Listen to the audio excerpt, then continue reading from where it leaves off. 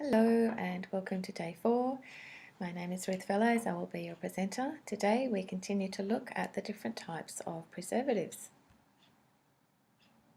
So remember that the 2's give us a clue that the additive being used in the food product that we're buying is a type of preservative. These are the numbers and names that we're going to be looking at for today for the propionate acid style preservatives. These are the numbers and names also that you'll come across. However, there are a few new kids on the block that you'll see coming through as well, just as their names. And they don't have any numbers because they're considered natural preservatives. They're not considered an additive. They're considered a food ingredient. Basically, these new kids on the block are a new way of using the preservative without so-called using the preservative. You will have different kinds of base ingredients that have been cultured using propionate bacteria.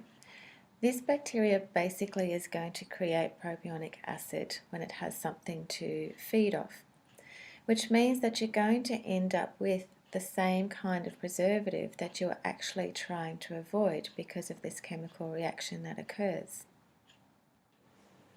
So for example, you're still going to find 282 around, especially in your so-called healthy bread options, such as wraps. We have an example here.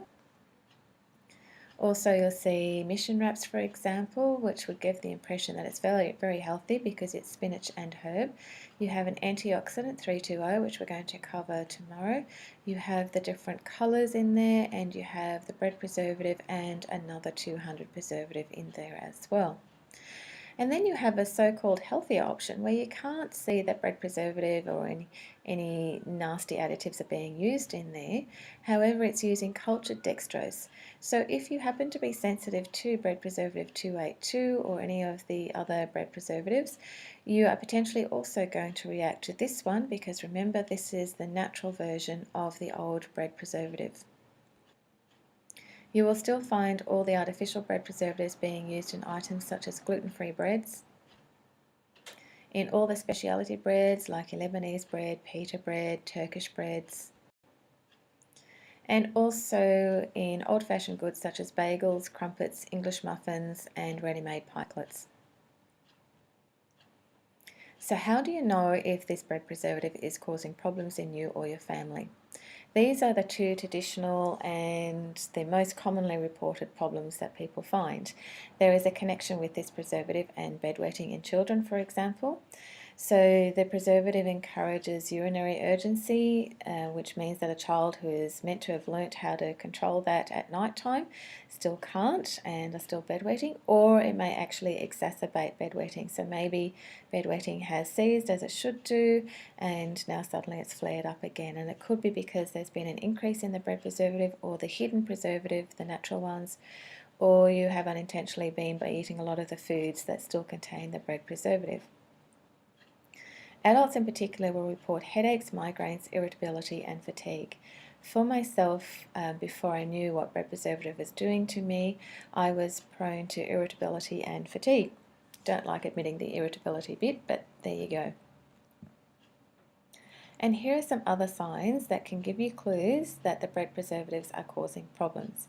As mentioned, migraines and headaches, but also gut problems such as stomach aches, irritable bowel symptoms, diarrhea, bedwetting, eczema and other itchy skin rashes can be attributed to this preservative, stuffy or runny nose, adult acne, and that's primarily because the bacteria that's used to create the preservative or to cause the fermentation and create the natural preservative does contribute to the growth of bacteria on the skin as well.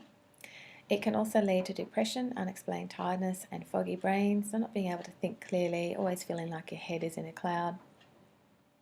Speech delay, so there may be difficulty in getting any progress with using a speech therapist. See if you can hasten that process along by looking at the preservatives, and this particular one may be holding your child back. It can also lead to impairment of memory and concentration, so a contributor to a child or an adult not being able to stay focused and to finish the task, and having very, very short-term memory, not being able to follow 3-step instructions, for example, in a child. It can also lead to a fast heartbeat, arrhythmia, where the heart is doing funny things like skipping a beat or suddenly racing a little bit. Seizures, so anyone who's on seizure medication can reduce the amount that they are taking simply by eliminating this preservative from their diet, and may find that when they go back for review that they are able to reduce the dosage that they're on. Growing pains, so this is where children lie awake in bed at night and complain that they have terrible aches in their legs in particular. It may feel like their legs are itchy or crawly and their legs just keep jumping around and they just can't get to sleep because of it. Bread preservative can also contribute to a loud voice. So you may attribute this to your child just being a naturally very enthusiastic person and very outgoing, but a child should still be able to understand when it's appropriate to have a loud voice and when it isn't. So the children who don't seem to have any volume button on their voice level, look at whether this bread preservative could be behind that particular type of behaviour. The research is very sound as to how this particular preservative causes problems. Australian food intolerance researchers were the first to report that the propionate preservatives, which are your bread preservatives, can contribute to hyperactivity in children. So simply having something as basic as bread, as every child does every day, they'll have it for toast, they'll have it for their sandwiches in the lunchbox, can contribute to a very strong behaviour expression. Sue Dengate's own research in an Australian medical journal found that the propionate preservatives can cause irritability, restlessness, inattention, and sleep disturbance. All of these things that are going to affect the way a child lives their life at home and at school. So, what can you do about this? Well, thankfully today you do have brands that will give you an option that don't use the unwanted preservatives, whether the artificial kinds with the numbers or the natural kind, so you can simply choose to buy different brands. Keep in mind that real bread only needs a handful of ingredients, and that's flour, water, salt, yeast and sugar, and that's it. There's no need for anything else in there. So another option is to switch over to sourdough bread, because traditionally made sourdough bread only uses those very basic ingredients and is well tolerated by people, often with a wheat sensitivity or a gluten sensitivity, can do very well on this particular type of bread. This may not be true for those who are celiac, just keep that in mind. You may be able to access the kamut and spelt kinds of bread in health food shops. Both kamut and spelt are old-fashioned wheat grains and they are often well tolerated, and because they tend to be traditionally made by health conscious manufacturers, you will find that they tend to use less ingredients as well. It may help to just simply avoid the items, the bakery items that use bread preservative, and either make your own alternatives or simply do without. So that means not buying the wraps, the English muffins, the pikelets, the pita bread and so on, unless you can find brands that will only use safe additives or basic ingredients. At the moment there are very few brands that will do alternatives. So as I said, you may need to just cut them out of your diet or learn how to make your own. So moving on to the last group of the preservatives in the 200 series are the nitrates and nitrites, and these are the numbers 249 through to 252. Where are we going to find them? Just assume that it's going to be in any deli meat that you find, whether it's at the deli counter or in the packages in the fridge aisle. However, you'll find that the vast majority of organic foods will not use this particular nitrate. So you may find that organic ham and bacon and so on shouldn't be using this preservative. On a couple of occasions I have found it to be present, but on the whole you should be safe if you're able to access these foods as organic items. So how will you know if it is a problem? The nitrates are very irritating to the nervous system. They literally just irritate the nerve endings.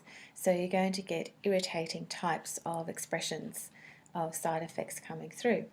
So you'll notice things like headaches, irritable bowel symptoms, itchy rashes, asthma, because asthma is where the airways are irritated, children's behaviour problems, in particular aggression, and just that irritable behaviour, loud voice again, so whether it's physical aggression or verbal aggression, difficulty falling asleep or frequent night waking or even both, again because the nerve endings are just being irritated, the nervous system can't settle and can't calm down.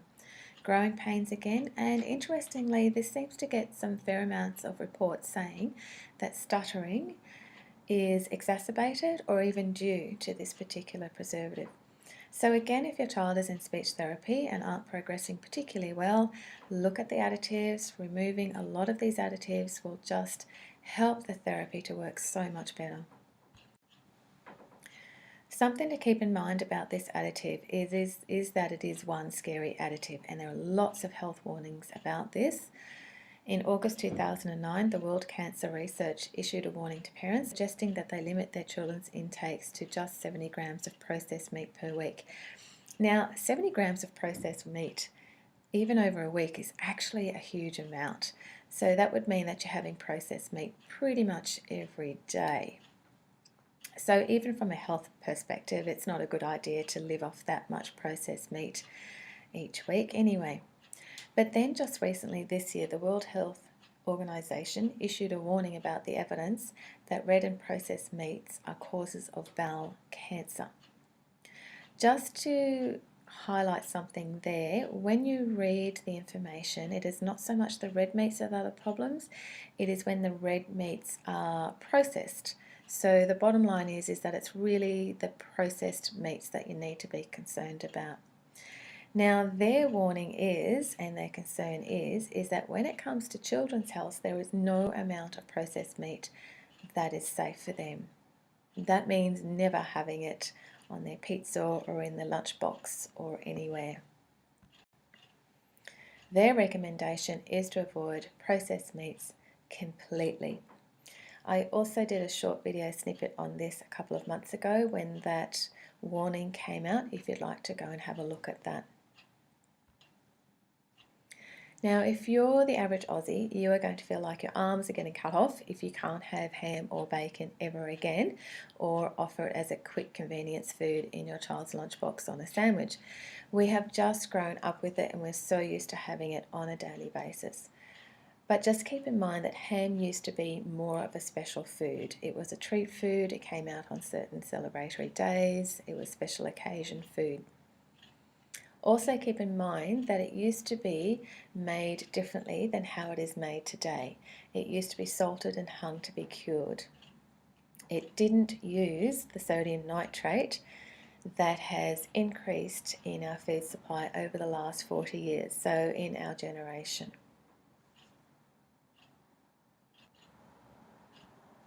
And even though it's been known for some time that this preservative is a rather big, concerning, scary health problem, nitrates and nitrites are still allowed in our food supply. And this is because they are regarded as a necessary evil by health authorities, because preservatives are needed in the sliced meat to stop the development of toxic microorganisms. Their stand is that without these additives there would be many more deaths from food poisoning. Now that would certainly be true. However, something to keep in mind is that that doesn't mean that with good practices we can simply buy the old-fashioned style of ham, slice it up and freeze that ham, and that also will stop the development of toxic microorganisms. It is not necessary that we have sliced meat, pop it in the fridge, and it's still fresh 2 weeks later. We can go back to slightly old-fashioned ways of doing things when it comes to our salted and cured meats. So what are we going to do if we aren't going to offer processed meats to our children anymore? The easiest solution is to pick a day and cook a whole heap of meat that you can have on hand for cold slices on sandwiches, or to throw into a quick meal, stir fry, things like that. So use a large roasting pan or a large size slow cooker and cook up a whole heap all in one go. Slice or shred all that meat, then freeze them in layers on baking paper. So keep all the different chunks and pieces and slices separate, so that when they are frozen, you can take those separate pieces, pop them into a tub in the freezer, and easily take out the portion sizes that you want to use for that day or for that meal. Now, there's a big bonus in taking the time to do that kind of food preparation. Firstly, you're getting your kids used to the taste of real meat. The taste of deli meat is, as you've probably noticed, quite different to your average roasted meat taste, and that is because the deli meats have flavour, they have colours, they have the preservatives, and they often will have flavour enhancers to give that taste. Now, by making the effort to make real roasted meat and pop that on sandwiches and so on, retrains your child's taste buds to appreciate what real food actually tastes like and what healthy food tastes like. At the same time, you're saving them from the other additives that you find in those deli meats. An option is to make deli chicken, which will be in your recipe book, which has the same salted taste of ham and bacon. So you can use it in those places that you would normally use ham and bacon. It does have the pink colour, most definitely, because it is chicken, so it has that lighter colour, but it has a similar enough taste that it is an excellent substitute. You could perhaps learn how to make your own bacon and ham. There are lots of places online that will tell you how to do it. They don't look particularly hard at all. It is time that is needed, and it's something that I would be interested in trying and just haven't got there yet myself. Another option yet again is to simply buy brands that don't use the artificial preservatives. Now, they're not widely available yet, but that is going to change because already there are a couple of brands in various places that do offer your sliced meats, in particular ham and bacon, that don't use the artificial preservatives. Often they will be using the nitrates that are naturally available in foods such as celery, carrot and beetroot as the preservative. As usual, if you have any questions, just remember to pop them up on Facebook for me.